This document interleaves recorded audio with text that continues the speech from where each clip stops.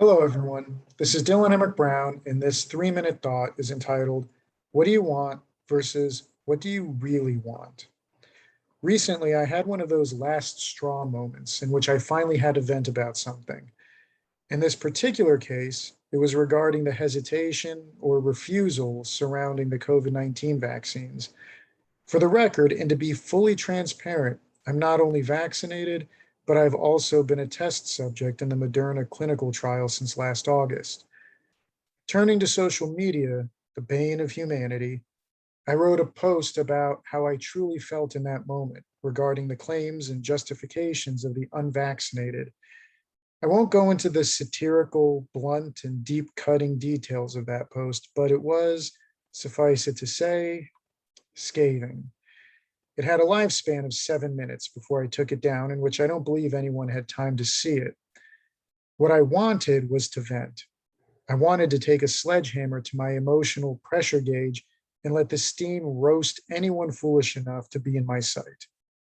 I wanted people to know that while I was desperately and earnestly trying to be patient, empathetic, and respectful, there was an innate core to me screaming at the top of my lungs, clawing to beat them into submission.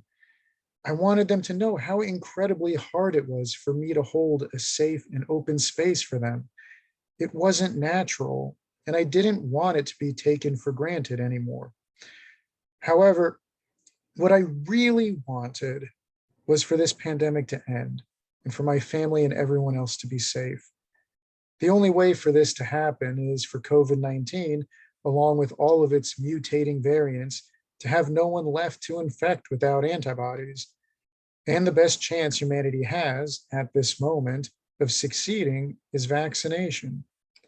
So, what I ended up doing was posting to social media my experience as a clinical trial subject and vaccine recipient, followed by an invitation for those still unvaccinated to simply reach out to a friend or family member who has received the vaccine and ask about their experience. I'm sure they are doing what they really believe is best and safest for their families, as am I. But part of that involves inquiry. So talk to someone you trust in your life who's been vaccinated and inquire. It wasn't easy to let go of my passion, fear, anxiety, frustration, and anger, but what I wanted wasn't what I really wanted. There is absolutely value in venting, however, not as a means to an end. I recognized that I would be stepping on my own feet if I expressed myself the way I originally intended.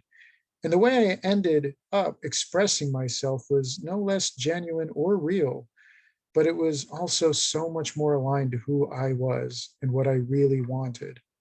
So, in addition to inviting any unvaccinated listeners or readers to speak with a trusted person in their life about their vaccination experience, I invite everyone to pause every now and then, especially when they feel hijacked by their impulses, and consider what you really want.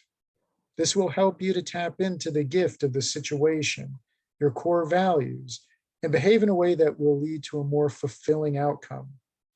Whether it's regarding the pandemic or our own personal battle between what we want and what we really want, we're all in the same boat.